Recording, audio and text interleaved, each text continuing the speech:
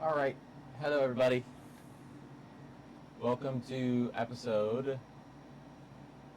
I don't remember. 400 something. Yeah, but it's like 460, 470-ish. And as you can see, I'm here with my wife and baby again today. And we're going to be reviewing a video. What's this video called? Is chivalry is chivalry respectful or sexist? I have no idea who this woman is.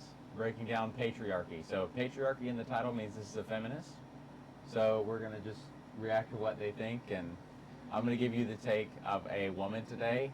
Look at the camera and wave, babe. Actually, you don't have to wave because you got a baby. Yeah. Yeah, but our baby's here with us, and we're going to do a little family recording and just talk about this. It'll be interesting. It'll be fun. And let us know what your thoughts are through the YouTube comments or wherever, social media, anything. And yeah, so let's go ahead and start and see what she says here. Picture this. It's the end of a first date. A woman and a man have had a nice dinner together. There was good conversation, a couple of laughs. The server comes to the table and drops the check in the middle. The woman reaches for her wallet and says, "Want to split it?" The man laughs and slides the check towards himself. "Absolutely not. I'm old-fashioned." The woman smiles and says, "Oh, I appreciate that, but I'm fine covering my half." The man's jaw tightens a little. "Come on, at least let me do this. Otherwise, what's the point of me even being here?" The woman feels a knot in her stomach and tries again. "Really, I insist. I'd be more comfortable if we split it." The man sets the check down a little harder than he needs to. You know what? This is exactly why guys don't want to date feminists. You try to take care of a woman and she acts like you're the bad guy. And wow, now the whole tone of the night has changed. The bill isn't about money anymore. It's about the man's identity and his pride. If the woman doesn't accept his chivalry, she's not just paying for her own dinner, she's ungrateful, she's anti-man, she's part of the problem. Now picture this. An 18-year-old boy is walking on his college campus and he approaches a door at the same time as a woman.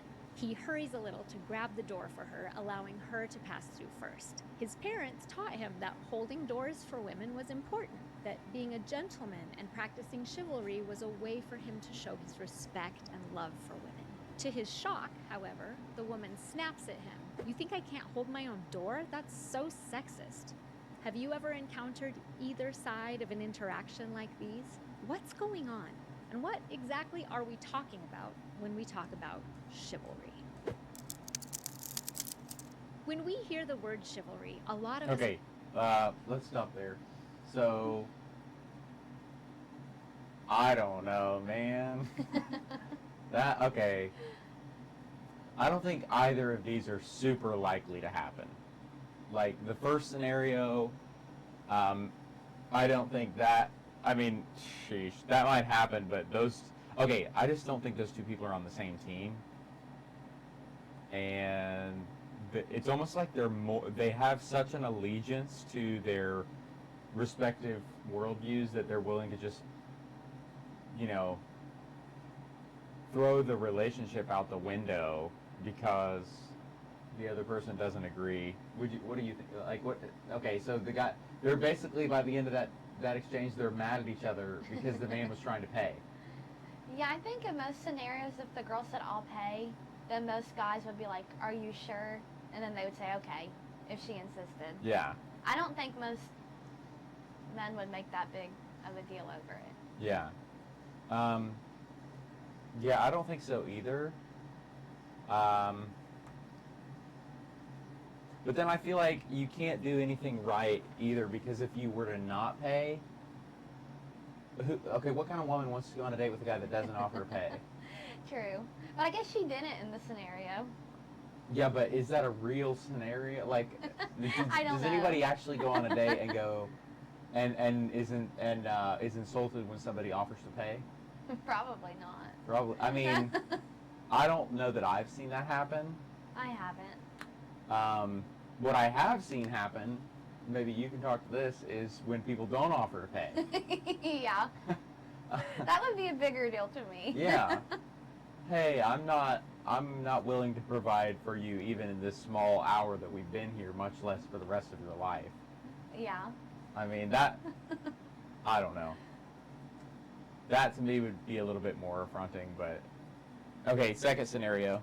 The guy's opening the door for the woman, and she calls him a sexist.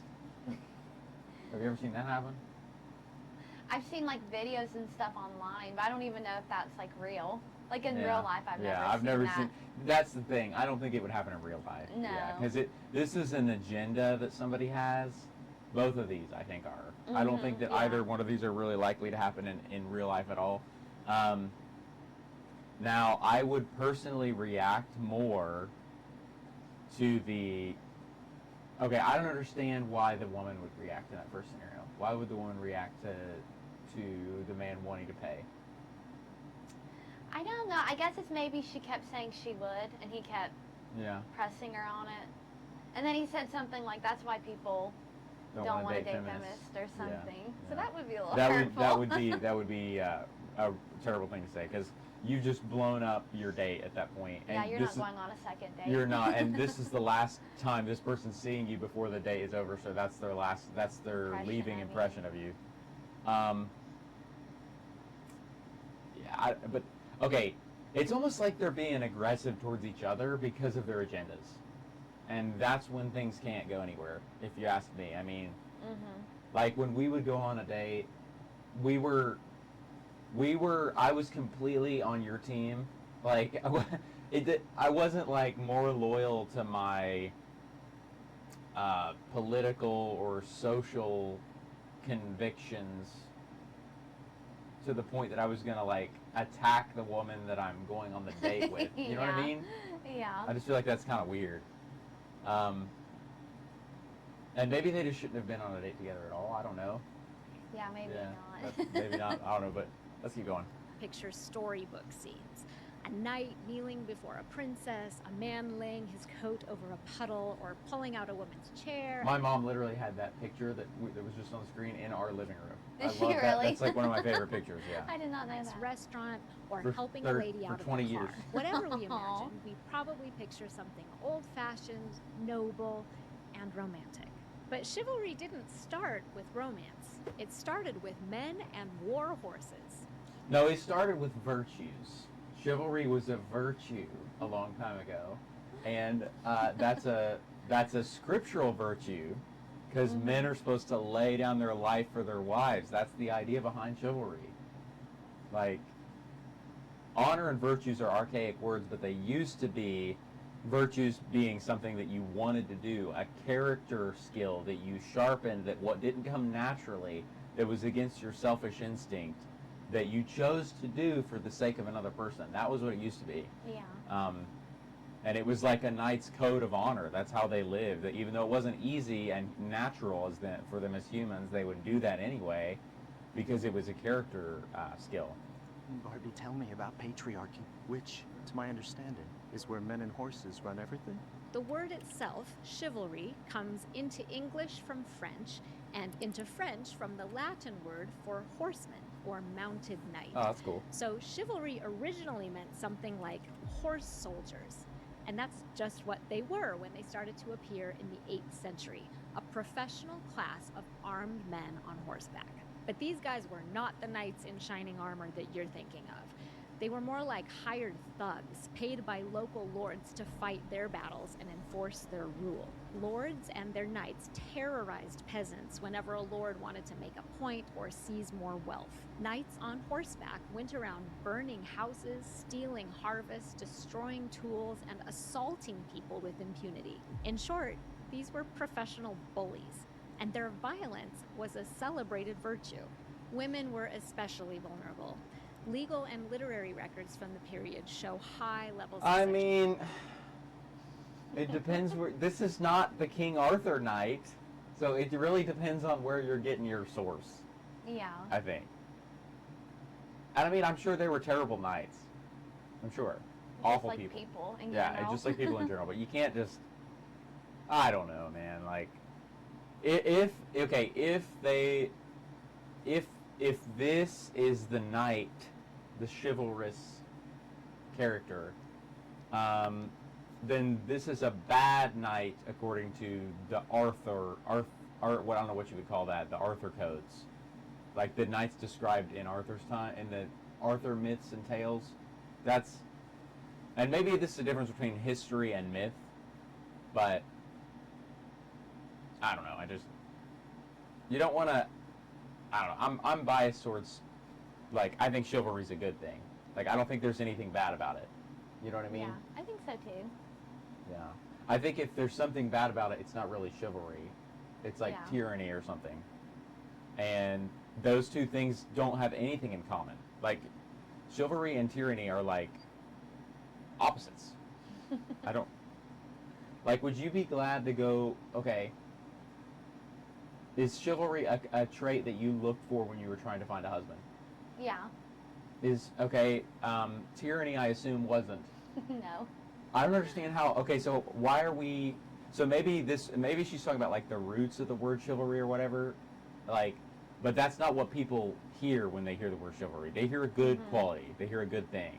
Because that's what it is. That's what it means. You know? It's not like it means something bad. Sexual violence.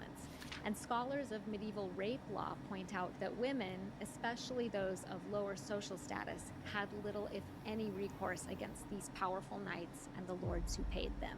Isn't it interesting that now we imagine chivalry as men protecting women, when at the beginning, women needed protection from chivalry? By the late 900s... Okay, wait, stop. Okay, all right. Okay. All right, so, yeah, I know. A lot of times in history, well, hopefully she'll get to a point here, but a lot of times in history, women needed protection. Whose job was it to protect them? Men. Yeah, Usually. I think. Yeah. I mean, where it should be, at least if they're doing their job and following the scriptural narrative. I don't know. I don't know. So far, I'm like, eh. Yeah, I think she's getting caught up on maybe the history behind it and the current meaning. Yeah. Being different things, is that what you're saying? Yeah. Like, yeah. Because the word can evolve over time. Yeah. And like what the meaning is. For sure. The church was starting to get concerned about the savagery. Bishops launched what they called the Peace of God and later the Truce of God movements, which were early peace efforts aimed at getting all of this knightly violence under control. The church's decrees threatened knights with spiritual penalties if they attacked non-combatants, especially women, priests, pilgrims, merchants, and other unarmed people that knights had been preying on. And eventually, under the pressure from the church, chivalry started evolving into something different. From about the 12th century forward, there are records of people talking about chivalry as a moral and social code for knights. It was never fully formalized, that's how I but understand in general, chivalric codes involved things like courage in battle, loyalty to one's lord, Christian piety, fighting to protect the church, and, at least in theory, defending the defenseless. This was a big step forward from the lawless, chaotic savagery of earlier times. But do you notice how most of these values are still about violence and about using that violence to maintain hierarchies? No, and okay, still stop. No trace Stop. Of the... Okay. Is protecting somebody violence? That's a bias coming out. Yeah, I think so too. Because let's consider the alternative of that. The alternative. So some guy comes up to you on the street, attacks you, whatever, could be a sexual assault, just wants your money, doesn't matter. And I'm there, and I choose non-violence. I choose to talk it out with the dude. I'm like, hey man, don't do this. You're better than this. Think of the this, and this guy doesn't care. This guy doesn't care. Yeah, that would He's be bad. assaulting my wife right in front of me, and I choose not. That's actually more. That's violence by omission. I'm causing violence by not stopping violence with violence, if that makes sense. Yeah. Because the violence is happening, and I'm just letting my wife get run over if I don't physically intervene there. Like, what? Come on, right? Yeah, that is And she, silly. okay, if this woman was in that situation, she would want some violence. Yeah. She would want some, I'm not trying to kill somebody because I have malicious intent and I hate them and I want to, just exert power over this person. I am protecting my wife from assault. Yeah. There is nothing wrong with, that is the correct option. There's no, you can't say that the knights code of honor, the knight's virtues, the knight's chivalry, was like anything but good, you know? I'll get that for you. Thank you. Romance that we tend to associate with chivalry. That's because the concept of the knight as a romantic figure, rescuing damsels, serving a noble lady, being gentlemanly, that part didn't enter the narrative until a bit later. And it didn't come from the historical record, it came from literature, from fiction. As the 12th century drew to a close, a new fashion swept through aristocratic courts. It was called courtly love. Writers like Andreas Capellanus, in his treatise, The Art of Courtly Love, spelled out elaborate rules of courtly romance between a knight and a noblewoman. In these stories, the knight might ride into a tournament wearing his lady's colors, fight in her honor, or obey a difficult command to prove his devotion, and usually he'd be sworn to keeping her love a secret. That was the Tolkien, the Lord of the Rings authors, vision. Because like in his story, he basically wrote this character. I know you don't know this story, but he basically wrote this character for him and his wife, and she's like this immortal. In the story, the character that represents his wife is like this immortal, like an angel descendant basically, and he's just a normal man, and they end up falling in love, and he asks for her father's permission, and he's also an immortal sort of figure.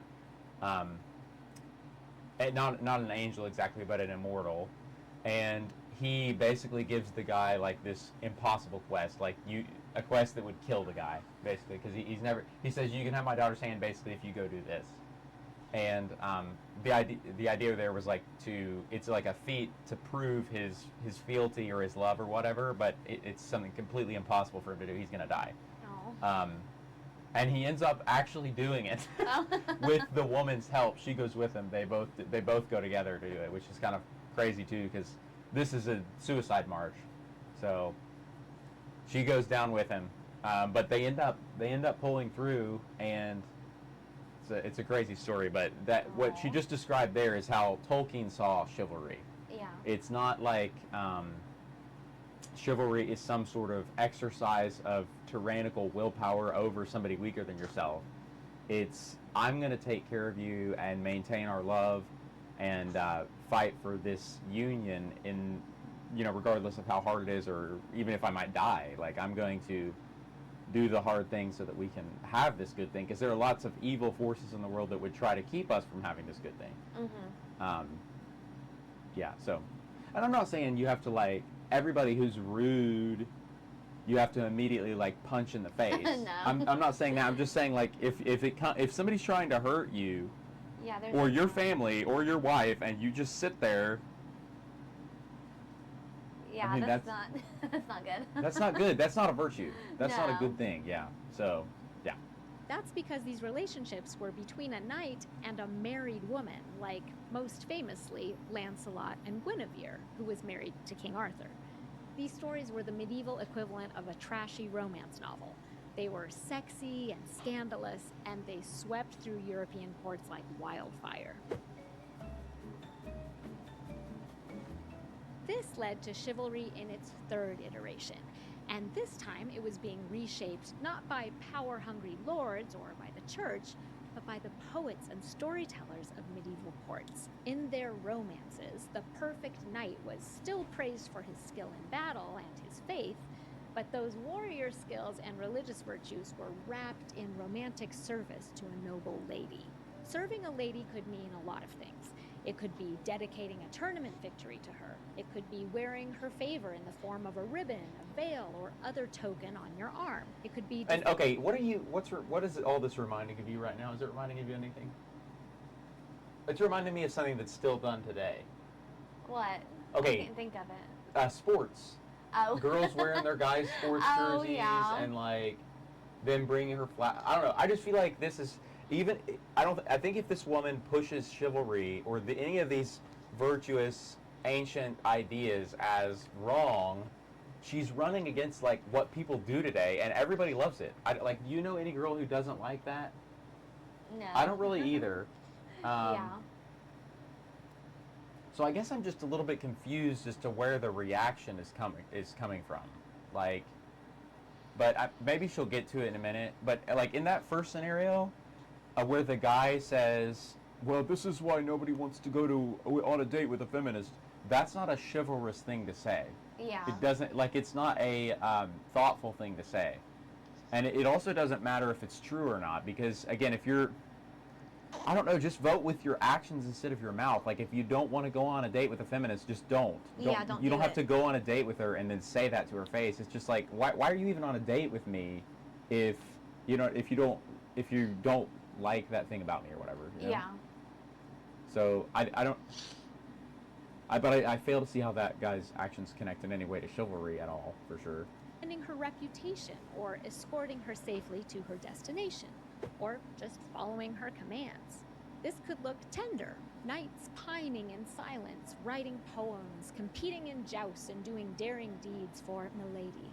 Marion, my love, will you marry me? Oh, darling, I thought you'd never ask me. But a lady was still a prize to be won, sometimes literally. Oh my gosh.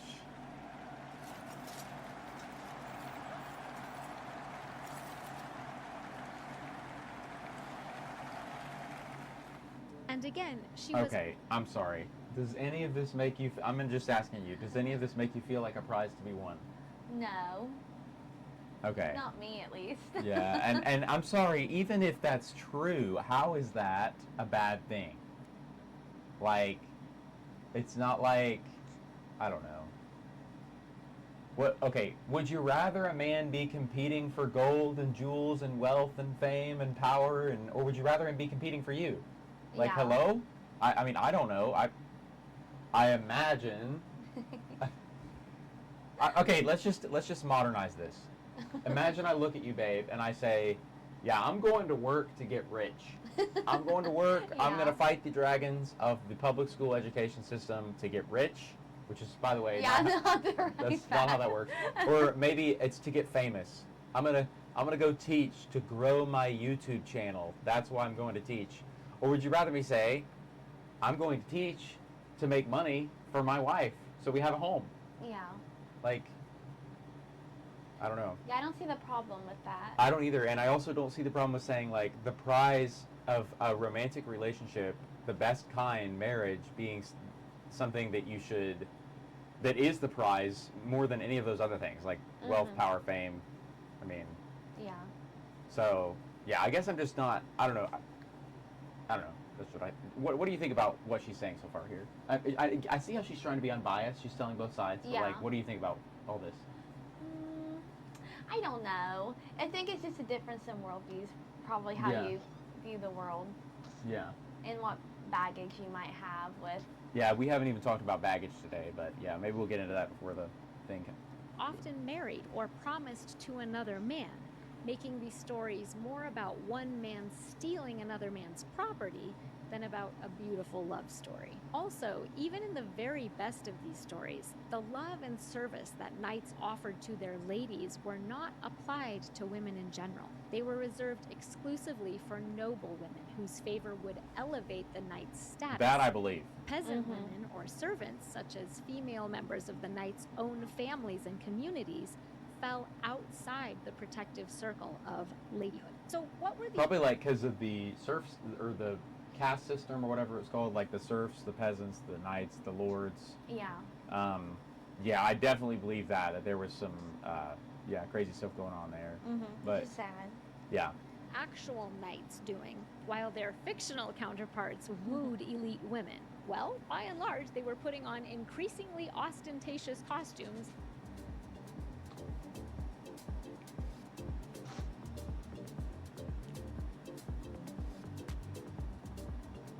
and continuing what they'd always done, serving the will of the ruling class through acts of violence. And even when these real flesh and Or blood protection. knights tried to be more honorable, when they pledged to defend women, for example, please again remember that they still only meant the wealthy Christian women. That same romantic and chivalrous knight remained free to assault lower status women with little or no consequence. As written in the same book I mentioned earlier, The Art of Courtly Love, when it came to peasant women, knights were encouraged to, quote, find a convenient place, do not hesitate to take what you seek, and to embrace them by force. As the centuries passed, which, by the way, is very unchristian. So if anybody tells you that that is somehow, regardless of whether or not that happened in medieval times, which I'm sure it did a lot, that is not a, in other words, the Christian, that would be against the Christian chivalry code of honor, like prescription of how to live your life. That would be a sin. That's not a virtue, that's a sin. Yeah. So, I don't know, I just wanted to draw that distinction there for anybody, because she kind of linked, she's not explicit, she didn't say the church was behind that teaching there per se, but she has several times through the video drawn connections between the knights and the church, and I just wanted you to make sure everybody knew, like, that is not a church sanctioned activity at all. Any time in history, that's not what the church, any branch of the church has condoned. And if you just read the words of Jesus, that's very clearly not, like, okay, he's very against that. The world changed, and knighthood slowly shifted into more of an honorific title. But the idea of chivalry didn't disappear. Instead, it got repackaged. In the early modern period, that's roughly 1500 to 1700, Europe saw a boom in books about courtesy, as in manners from the royal court. This is when the fictional chivalric ideal of the knight finally acquired his manners. Baldassare Castiglione's Book of the Courtier, for example, became hugely influential in the 1500s as a guide to the ideal nobleman, combining martial prowess with polished social graces, moral awareness, and a carefully staged respect toward women. These manuals and others like them created a more polished version of the fictional knight. This updated knight wouldn't just be heroic, though that was still important. He'd be polished, posh, and refined, a paragon of etiquette. At the same time, the memories of what actual knights had been were being... I've just got to pause right here again. Like, would you want to go out, I'm just asking you as a woman, would you want to go out with a man who is refined, has etiquette, courteous, chivalrous, all the qualities she's describing, although she's saying that they have sinister undertones? Would you rather go out with somebody who has those qualities, or somebody who has other qualities, like laziness, a lack of ability to engage in violence if you're attacked, seemingly only aware of himself and not holding doors for offering to pay? Like, yeah, I just don't know of very many women who would not, like, it's like she's, I don't even know what her motive is. I'm not assigning motive. I'm just saying it's almost like a narrative is being painted here where the good qualities that you want to have in men are somehow being, like, have a bad history. Yes, yes. Yeah. So I'm like, why would you talk about the times in history where there have been, like, maybe abuses or something, or there was something sinister maybe under the surface? Why would you talk about that more than, like, hey, those qualities are a good thing, those are what you should look for? Don't date men who don't have those qualities. Make them develop those qualities before you give them marriage or sex or any kind of commitment or romantic interest or anything. Yeah. Like, I wouldn't give them anything good until they have these qualities, because these are good qualities. Objectively, like, and I'm making an objective claim there, but, like, let's not even make it the objective claim. Let's just ask any woman. I think she would like those qualities. Quietly forgotten, written over by centuries of stories about their sanitized, totally fictional counterparts. Those horse warriors who had terrorized villages and assaulted women were reimagined as the very model of a modern gentleman. By the 18th and 19th centuries, especially in Victorian England, a medieval revival took place, and writers, clergy, and social reformers all latched onto chivalry as a way to define gentlemanly behavior. To do this, they blended that fictional concept of medieval knighthood with the paternalistic gender norms of the Victorian era. Knights became a symbol for men aspiring to their masculine ideal. This, in the 19th century, not even close to the actual medieval period, was when most of today's ideas of chivalry finally settled in. Etiquette advice instructed men to stand when a lady entered or left the room, Mm-hmm. to take off his hat in her presence, and to lay his coat over a mud puddle so the lady would not sully her shoes. The code was framed as respect for women, but again, it was very selective about who it respected. And Okay, are we disappointed that some people are getting respectful? Of course, like, yes, all women should be getting this, but like, are you... Okay, the virtues being described here should not be represented as bad things, even if they were not fairly divvied out to all women in history. Yeah. You know what I mean? Like, Yeah. yes, it's wrong for you to treat rich women well and poor women poorly. That's very, again, clearly anti-scriptural. Jesus talks about taking care of the poor. For the least of these, whatever you do for the least of these, you're doing unto the Lord. Just so many verses in the Bible about, you know, giving all that you have, taking care of your neighbor, loving your neighbor as yourself, laying your life down for your friend. Like, the Bible erases classes when it says there is no male, female, Greek, Jew, slave, free, Gentile, Hebrew, like it, under the law of Christ. I don't know. Everything she's describing here is not Christian. So if it was done at one point in history, which I'm sure it was, that's very sad. But let's not make those virtues A bad thing. Yeah. Mm-hmm. Do you agree? Agreed. She agrees. Who counted as a lady. In Victorian practice, that usually meant white, respectable, middle, or upper class women. Women who did physical labor or worked in domestic service, women in colonized countries, poor women, women of color. These women were still far more likely to be exploited by this chivalrous gentleman than protected. And nowhere was that clearer than in the American South. The Reconstruction era South saw white elites leaning heavily on the concept of Southern chivalry, the idea that white gentlemen nobly protected their women, meaning white women. Again, the problem being not that the chivalrous qualities were bad, but that they were not doled out to everyone, regardless of, you know, sex or status. That's the problem. It's not... The qualities themselves are not bad. Like holding the door, you know, laying your jacket down over the street, walking on the side of the street that's closest to the street. Those are not bad things. Protecting, using violence to protect a woman who's under attack, those are not bad things. The problem is that they were not being done for every woman. That's the problem. So I wish that... I don't know. We can't become the nation that attacks virtues and makes all those things bad. Mm-hmm. Like, imagine what a world is like where all the men don't have any chivalrous virtues or chivalrous qualities, you know? That's pretty bad. Yeah. That's pretty bad. I don't know. From the made-up threat of recently freed black men. The result was a period of lynching and race terror, and historians such as Ida B. Wells, among many others, showed just how much of the justification for this horrific violence was tied directly to chivalry. In the words of Ida B. Wells, stop. Yeah, I wouldn't link You that can't to tie it directly chivalry. to chivalry. The problem is that chivalry wasn't being done for everyone, not that chivalry itself is the problem. Those good qualities are good things no matter what. to justify their own barbarism, they assume a chivalry which they do not possess. Over and over. Okay. The language See, of do you notice the difference between what she said there and what this woman said she said? Yeah. She said it was a chivalry they did not possess, so it was clearly a chivalry she was using as a good thing.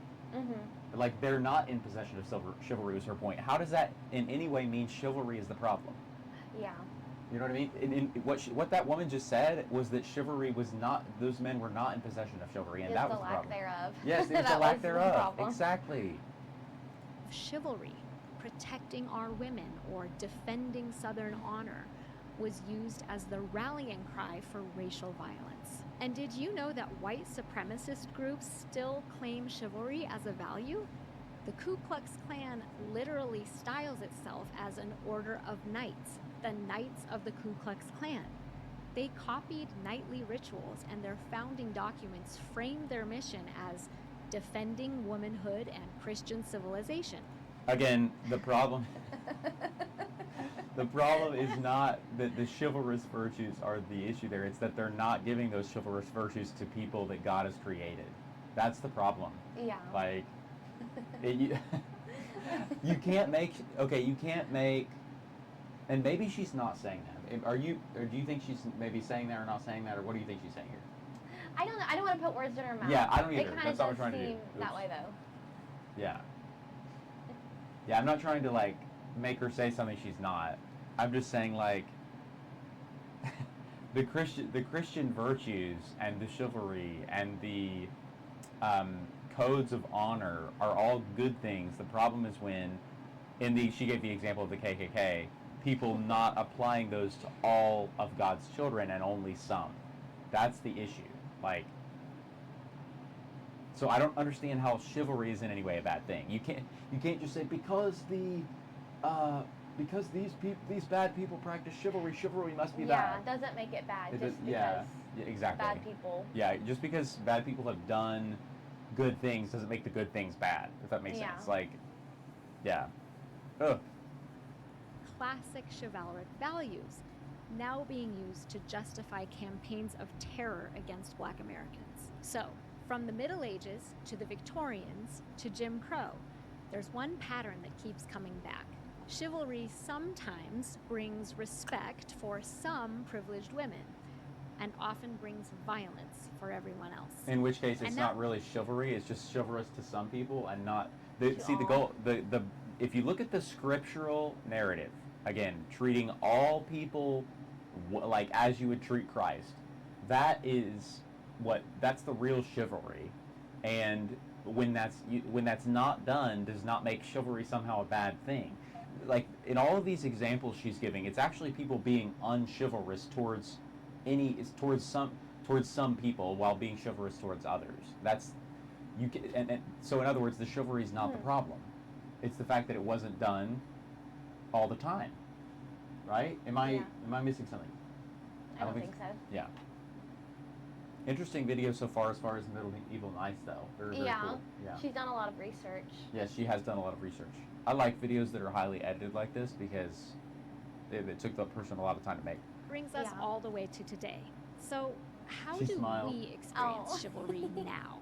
I think when most people think about chivalry, they're not aware of the historical roots, though now you are. Most people are thinking about who pays the bill at dinner and who opens the door for whom. And these actions can be confusing because, as I said... Okay, what do you think of when you hear the word chivalry? Just manners, probably. Manners, yeah. Okay. Here's what I think of. When I hear the word chivalry, I think of doing every hard thing so that your wife doesn't have to. Yeah. Anything difficult, anything challenging, anything that you don't want to do, it is then your job to do, so that your wife doesn't have to. Like, because that's the model that Jesus had for the church. I'm going to do things that I, by rights, shouldn't have to do. Hard things like dying, literally, but also, figuratively picking your cross up for your partner being something that's described well in Scripture. Like anything hard, anything that my selfish nature doesn't want to do, I'm going to do so that my wife doesn't have to. I think Look at the baby. She did a little whimper in her sleep. Look at her. She needed a kiss from Daddy. That's what she needed. Let me see if I'll just show everybody. This is her position. She's napping on my lap while we do a podcast together. Yes. Very sweet. Yeah. Oh, she's doing little jerks too sometimes. I think somebody let me know in the YouTube comments or wherever, can children, do children dream, like, what age does, dreams, like, different kinds of dreams start? Like, yeah. If she's having nightmares or something like that, I hope that's not the case. Oh, me too. She's just so little, we don't want those nightmares to be starting already, do we? Not yet, do we, Mommy? No. In the introduction, The men performing these gestures are sometimes literally doing the very thing that they were told would honor and respect women. So it's shocking and hurtful to them to be so deeply misunderstood. I imagine my own teenage son making an effort to be respectful to a woman, and I hope that if he doesn't do it quite right, she'll give him the benefit of the doubt and Exactly. kindness. So in that spirit of understanding, let's dig in and try to understand the modern implications of what we now call chivalry. Prominent social psychologists Peter Glick and Susan Fiske have studied gender dynamics for decades, and they point out that some forms of sexism are hostile, blatantly claiming that women are inferior and that men should exert authoritarian rule over them. I'm sorry, okay. I think those are the only actual kinds of sexism that there are. Yeah. Because sexism is a motivation. It's not like what is done. I don't think. Do you think, like, maybe I'm wrong. I don't know. I don't know. Listen, if somebody does something, it's kind of like invincible ignorance. If you don't know something is wrong, you can't really be faulted for doing it. Yeah, it's just once you're told and you keep doing it. Well, and it's even told by who? So my neighbor told me it was wrong for me to park my car in my driveway. Does that mean I have to now... It's not just No, somebody it just told. It's got to be depends. like...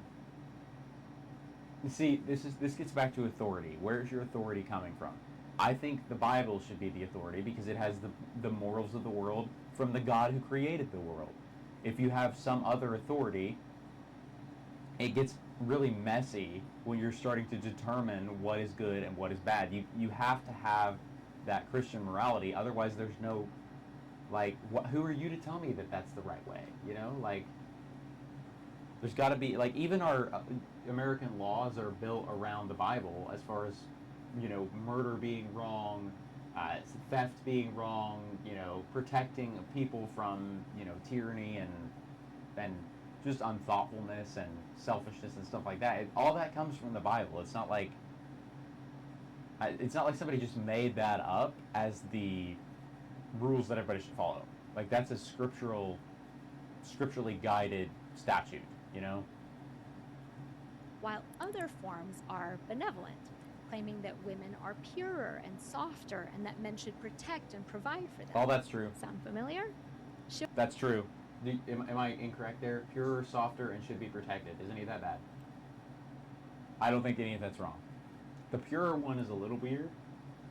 Yeah, I think should be protected just because of the strength difference. Yeah. Purer, I don't know where that's coming from. Women are No. purer. I mean, I don't know. My wife's definitely more pure than me. Look at her. Chivalry is basically another word for benevolent sexism. No. Glick and Fiske No. coined the term. No. Chivalry is another word for benevolence. The sexism part is not chivalrous. Yeah, I wouldn't say so either. Yeah, so this is my problem. She's connecting virtues to sins. She's connecting virtues to bad things. I'm like, there is no... I don't know how to say this, like, there's nothing bad about chivalry, in my opinion. If there's a case that you know where somebody is chivalrous and also doing evil things, that does not either A, make the chivalry bad, or B, make the bad things chivalrous. There's still a distinction. Chivalry is all good, bad things are all bad. People do both. You know? Right? Is that... I'd agree. She just said chivalry was benevolent sexism or something. Yeah. Like, that's... Oh, look at the little lady. How you liking this podcast with Mommy and Daddy? You think she likes it? Oh, she opened a little eyeball. She's going to be hungry soon, huh? Probably. Let's just wrap up there. We've been going for about 45 minutes. Let us know what you guys think about chivalry. Can chivalry be a bad thing? In the YouTube comments or on social media. I'm sure if you reached out to my wife, she would be very uncomfortable. So reach out. She'd be like, Seth, somebody just messaged me about your podcast. Yeah. So message the show or yeah, just message the show. So yeah, or YouTube comment. It doesn't matter. Anything related at all. We would love to hear from you. And tell us what you think. Can chivalry be it? Okay, here is chivalry benevolent sexism? Go ahead and answer that one for me in the comments. This will be interesting. So thank you guys so much for listening today. Come back next time. Give us a good review or a thumbs up, or especially the notification bell. I don't really care about subscriptions because the notification bell is what tells you when we put a video up or do a live. So do that, and we'll talk to you next time.